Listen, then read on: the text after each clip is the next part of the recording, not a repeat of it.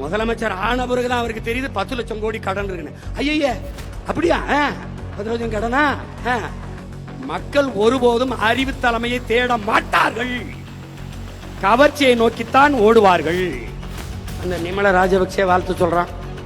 அவன் பக்கத்துல வாங்கி குடிக்கிற நாய் இங்க வந்து குளத்துக்கிட்டு இருக்கு ஒரு நாய். அது 10 லட்சம் கோடி கடன் இருக்குது. அது தெரியாம தான் முதலமைச்சர் வேட்பாளரை போட்டிக்கிட்டீங்க. உனக்கு நக்கல் அவன் நகைச்சுவார்கள. ஒரு நாள் நீ என்னை தேடுவ. எந்த போராட்டத்துக்கு என்னை கூப்பிடாத, வரமாட்டேன். வாப்பா, ஏதாவது ஒரு பிரச்சனைன்னு வீட்டுக்கு வந்துட்டு எனக்கு மனு கொடுக்க வா. அன்னைக்கு எதுக்கு வந்திய? 6 சிலிண்டர் எப்படி கொடுக்குறீங்க நானும் பார்க்க தானே போறேன். எப்படி கொடுக்குறீங்க? ஏன் போட்டேன்? என் பேத்தி சொல்லிச்சு போட்டேன். உன் பேத்தி ஒரு குவார்டர் கேக்கு வாங்கி கொடுப்பியா? ஏனது பேத்தி சொல்லிச்சு போட்டேன். நல்வாய்ப்பா தப்பிச்சு போயிட்டு எல்லாரும். ஒரு 5-6 பேரோட உள்ள வந்திருந்த மொத்த பேரும் வெளியில தான் இருக்கணும். நீ கஷ்டம் வரும்போதான கோயிலுக்கு போவ. ஒரு நாள் என் கோயிலுக்கு நீ வருவ. நீ வருவ, நீ என்கிட்ட வருவ. நீ பேசுவது வேடிக்கையா இருக்கிறது, வேடிக்கை காட்டினது தலைவனா தெரியும். ஒன்னும் பண்றதுக்கு இல்லை, ஒன்னும் பண்றதுக்கு இல்லை. அவர்களுக்கு தேவை கருத்து அல்ல, வெறும் கவர்ச்சி. யாரு வேட்பாளர்னு தெரியாது, என்ன சொல்றான்னு தெரியாது, அவன் வேலை செஞ்சாலும் தெரியாது. எதுக்கு போடுறோம் ஏன் போடுறோம்னு போட்டு கடைசியா வென்றவர் இவர் தான் வேட்பாளரா? விளங்கிரும்டா நாடு. டே விளங்கிரும்டா. இதுக்கு Marx, Lenin, Engels, Ingersoll, Socrates, Plato, Aristotle, புத்தன், பூலே, அம்பேத்கர், பிடல் வேறா, பகத்சிங், வள்ளுவன், கம்பன், கபிலன், இளங்கோ, எல்லாம் பாரதி, பாரதிதாசன், பெருஞ்சித்திரனார். ஒரு இளவந்தவில்லை, ஒரு இளவந்தவில்லை. அது மாறி இருக்குது, ஆட்சி மாறி இருக்குது. ஆட்சி முறை மாறுமா இல்லை? என்ன மாறிட போகிறது பார்ப்போம். மிகுதியான் மிக்கவை செய்தாரை தான் தம் தகுதியால் வென்றுவிடல் என்று 2000 ஆண்டுகளுக்கு முன்பே நம்மவன் பாடியது எனக்குத்தான், உனக்குத்தான். மிகுதியான் மிக்கவை செய்தாரை தான் தம் தகுதியால் வென்றுவிடல். பொறுமையாக இருந்து வென்று காட்டடான். அதனாலதான் எந்த பயில்ட்டையும் பேச்சு கிடையாது, எவன்டையும் பேச்சு கிடையாது. பேசியாச்சு. இனி பேசுறதுக்கு ஒண்ணுமில்லாத அளவுக்கு பேசியாச்சு. காத்து, கடல், மலை, மரம், செடி, ஓடி, ஆடு, மாடு எல்லாம் பேசியாச்சு. உனக்கு நக்கல் அவன் நகைச்சுவார்கள. ஒரு நாள் நீ என்னை தேடுவ. நீ கஷ்டம் வரும்போதான கோயிலுக்கு போவ. ஒரு நாள் என் கோயிலுக்கு நீ வருவ. நீ என்கிட்ட வருவ. எதுவும் மாறாது. மாற்றுவதற்கு என்னையும் என் பிள்ளைகளையும் தவிர எவனாலும் முடியாது. எந்த பிரச்சனைக்கும் வேறும் தெரியாது, தீர்வும் தெரியாது.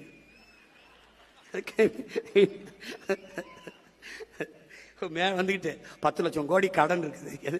அது தெரியாம தான் முதலமைச்சர் வேட்பாளரை போட்டிக்கிட்டீங்க. நல்ல வேலை என்னைய தோக்கடிச்சு உள்ள வரவிடாம விட்டான். உள்ள போய் இருந்த நல்வாய்ப்பா தப்பிச்சு போயிட்டு எல்லாரும். ஒரு 5-6 பேரோட உள்ள வந்திருந்த மொத்த பேரும் வெளியில தான் இருக்கணும். ஏதோ மக்கள் என் மேல பாம்பத்து விட்டாங்களா இல்ல உங்க மேல பாம்பத்து போட்டாங்களா ஒன்னும் தெரியல. ஏன்னா கோயிலுக்கு 10 லட்சம் கோடி கடன். நானா பாட்டா பாடினேன். 10 லட்சம் கோடி கடல்ல நாடு, இதுல இலவசம் வேற பெருவக்க கேடு. தெருவா ஊரா பேசினேன். முதலமைச்சர் ஆன பிறகுதான் அவருக்கு தெரியுது 10 லட்சம் கோடி கடன் இருக்குன்னு. ஐயா அப்படியா? 10 லட்சம் கடனா? கடன் 10 லட்சம் கோடி இருக்குது. இந்த இலவசங்களை கொடுக்க முடியாது. 1 லட்சம் கோடி ஏற்கனவே வட்டி. பட்ஜெட்டே 3 லட்சம் கோடி தான். வட்டியே 1 லட்சம் கோடி போகுது. நீங்க சொல்ற அறிவிப்பு இதெல்லாம் செயல்படுத்த இன்னும் 10 லட்சம் கோடி கடன் வாங்க வேண்டும். அப்ப மொத்த பட்ஜெட்டையும் வட்டியை கட்டிக்கிட்டு ரொட்டியை திண்டு தெரிய வேண்டியதான் நான் சொன்னேன். நீங்க கேட்கல. அப்ப நீங்க என்ன பண்ணீங்க? கொடுக்க முடியாது என்று தெரிந்து வெற்று வாக்குறுதிகளை கொடுப்பதுதான் மக்கள் துரோகம், மக்கள் விரோதம், ஏமாற்று. நாங்கள் உண்மையை சொன்னோம், தோற்று போனோம், மேன்மையாக கருதுகிறோம். நான் தர மாட்டேன், கொடுக்க முடியாதுன்னு சொன்னேன். ஆனா நீங்க 2500 இப்பதான் தெரியுது கொஞ்சம் காசு இல்ல. அது கூட தெரியாம எதுக்கு வந்திய? 6 சிலிண்டர் எப்படி கொடுக்குறீங்க? நான் பார்க்க தானே போறேன். எப்படி கொடுக்குறீங்க? ஒருவேளை நீங்க போரிட்டு ஈரானையே கைப்பற்றினா தான்.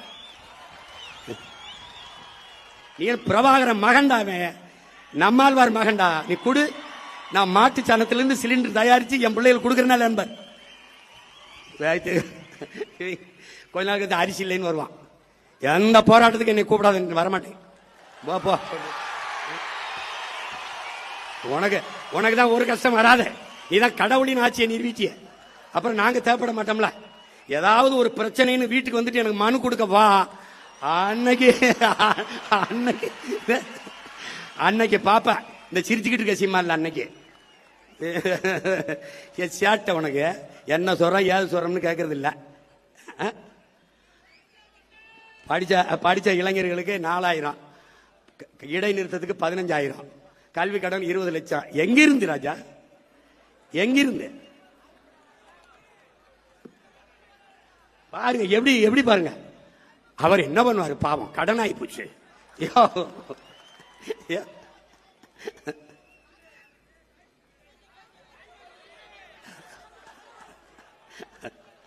வரும் தாய்மாமன் சீர் வரும்.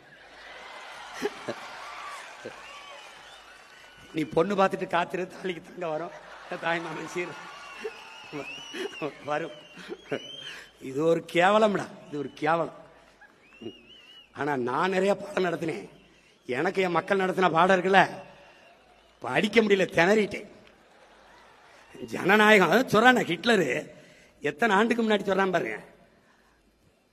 மக்கள் ஒருபோதும் அறிவு தலைமையை தேட மாட்டார்கள், கவர்ச்சியை நோக்கித்தான் ஓடுவார்கள்.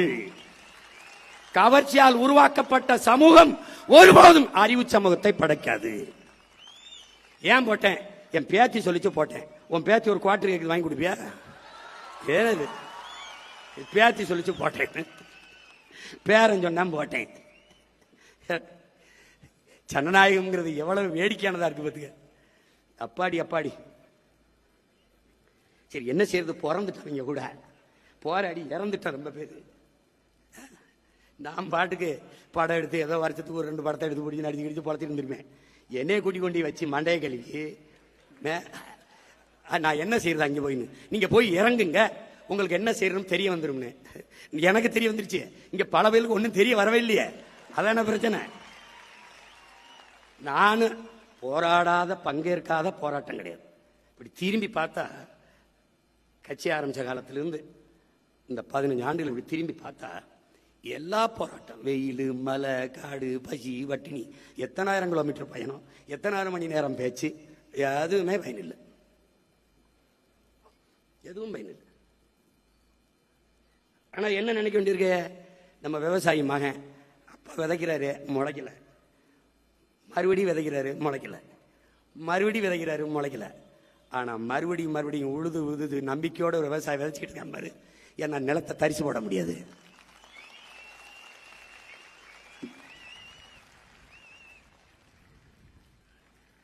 சிதைந்து அழிந்து கொண்டிருக்கிற தமிழ் தேசிய மக்கள் பாதுகாப்பாக வாழ்வதற்கு போராடித்தான் ஆக வேண்டும் என்ற நிலைக்கு தள்ளப்பட்டு விட்டார்கள். இந்த வரலாற்றின் பேரடைப்பில் இருந்து, பெரும் பணியில் இருந்து தமிழ் இளம் தலைமுறையினர் விலகிச் செல்ல முடியாது என்கிறார் எங்கள் உயிர் தலைவர். அந்த கூற்றுக்கேற்ப விலகிச் செல்லாமல் கூடியவர்களா இங்கே உலகில் நமக்கென்று ஆதரவு குரல் எழுப்பவோ, ஆதரவாக கையிட்டவோ எவருமற்ற நிலையில் தனித்து விடப்பட்ட அடிமை தேசியத்தின் மக்கள் நாம் என்கிறார். இப்ப யாரும் இல்லை.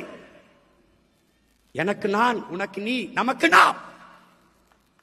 நம்முடைய உணவை நாமே எடுத்து உண்பது போல, நம்முடைய மூச்சு காற்றை நாமே சுவாசிப்பது போல, நமது உரிமையை, நமது விடுதலையை நாமே போராடி பெறுவது. அதை நிறுவி காட்டினான் நம்முடைய தலைவன். எந்த ராணுவத்திடம் படை உதவி கேட்கல. சொந்த நாட்டு மக்களை, தன் இனத்தின் மக்களையே ராணுவமாக கட்டி போராடியவன். எவனையும் சார்ந்தில்லை. என் விடுதலை என் கையில். ஒரு இளவும் தேவையில்லை, ஒரு இளவும் தேவையில்லை. ஆனாலும் ஒரு உயர்ந்த நோக்கத்தை கொண்டு அதை நிறைவேற்றுவதற்காக தொடர்ந்து தொடர்ந்து செயல்படுகிற முயற்சிதான் வரலாற்றில் பிற்காலத்தில் வருகிற மக்கள் படிக்கிற வரலாறாக மாறுகிறது என்கிறான் மாமேதை மார்க்ஸ்.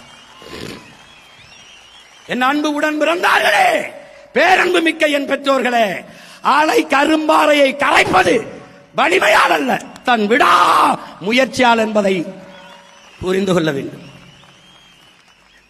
என்னை தோற்கடித்து தோற்கடித்து நீ தோற்று போவாய். கடைசியாக நான் வென்று முடிப்பேன். அன்னைக்கு நீ என்னோடு சேர்ந்து சிரிப்பாய். ஏன் ஏன் நான் காலத்தின் மகன்,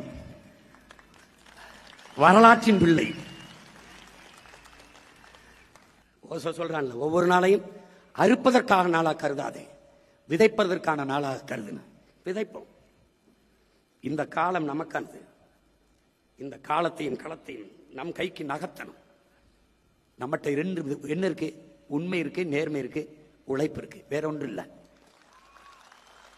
திரும்ப திரும்ப அதே உண்மையும் நேர்மையுமாக நின்று கடுமையாக உழைப்போம். களத்தை நமதாக்குவோம். நம்பிக்கையோடு நம்பிக்கையோடு. அந்த நிமல ராஜபக்சே வாழ்த்து சொல்றான். அவன் பக்கத்துல வாங்கி குடிக்கிற நாய் இங்க வந்து குலைச்சிக்கிட்டு இருக்கு. ஒரு நாய். அது அவனுக்கு அவனுக்கு அவனுக்கு பிரச்சனை ஆமகரி தின்னா இல்லையான்னு டேய் உங்களையெல்லாம் டேய் நாய, உனக்கு தமிழில எங்க இருக்கு, தெற்கு இருக்கா வடக்கு இருக்கான்னு தெரியாது. என் தலைவன் நின்ன திசை தெரியாது. நாய் ஆடு ஆடு இப்பதான் இருக்கு. ஒரு 6 மாசம் 7 மாசம் கழிச்சு உள்ள வந்திருந்தீன்னு வச்சுக்க, தப்பிச்சு போ. ஆமக்கறி திண்டாரா இல்லையா? என்னடா அவ்வளவு பெரிய பன்னாட்டு குற்றமாடாது. நான் இதை சொல்லி தொலைச்சிருக்க மாட்டேன். எங்க ஆளு சும்மா இருக்காம எது சொன்னாலும் அங்க போய் சொல்லுங்க பாப்பா. நீங்க ஆமக்கறி சாப்பிட்டீங்களா, ரொம்ப நல்லா இருந்தா அங்க போய் சொல்லணும். AK-74 பயிற்சி கொடுத்துட்டு அப்ப ரஷ்யாவில் இருக்கு, அதுக்கப்புறம் நம்ம கிட்ட இருக்குன்னப்பா. அப்ப இந்தியாவில் AK-74 இல்ல. இப்ப இந்தியாவில AK-74 சுட்ட ஒரு ஆள் நான் தான் இருக்கேன்னா, ஆமாமா அது அங்க போய் சொல்லுங்க. அவர் சொன்னதுனால வந்து சொன்னேன், இல்லைன்னு நான் எதுக்கு சொல்றேன்? பெரிய அதனாலதான் இந்த நாட்டில் விலைவாசி ஏறி போச்சு, பசி பஞ்சம் வந்துருச்சு. அவர் ஆமக்கறி சாப்பிட்டு விட்டாருங்க. நாய் கொஞ்ச நாள் பேச்சுறீங்கடா. ஆனா பச்சை மட்ட வைத்தியம் உறுதிதான், உறுதிதான் வைக்கல. என்னடா நான் என்னமோ அப்படியே ஆட்சியில் இருந்து அப்படியே தோக்கடிக்கப்பட்ட மாதிரி தோத்தாண்டா நின்னோம். முட்டையில் ஆரம்பிச்சோம், சுழியத்தில் 4 லட்சத்துக்கு வந்தோம். அப்புறம் 18 ஆகணும், அப்புறம் 30 ஆனோம், அப்புறம் 36 ஆகணும், இப்ப 20 ஆயிருக்கோம். நாளைக்கு 1,80,00,000 ஆகிறோம். என்னடா கெட்டு போயிருது? என்ன ஆயிருக்கு? நாய் வேயெல்லாம் அழும்போது நாங்க 4 வச்சிருக்கோம், 40 ஆக முடியாத. உயர்ந்த நோக்கமும் லட்சியம் கொண்ட பிள்ளைகள். நீ தேடுவ, என்னை தேடுவ. கொஞ்ச நாள் விட்டு என்னை சமாளிக்கிறதுக்கு ரொம்ப கஷ்டப்படுவீங்க நீங்க. ஏன்னா நான் மேலதிக செய்திகளுக்காக எமது யூடியூப் தளத்தை சப்ஸ்கிரைப் செய்யுங்கள்.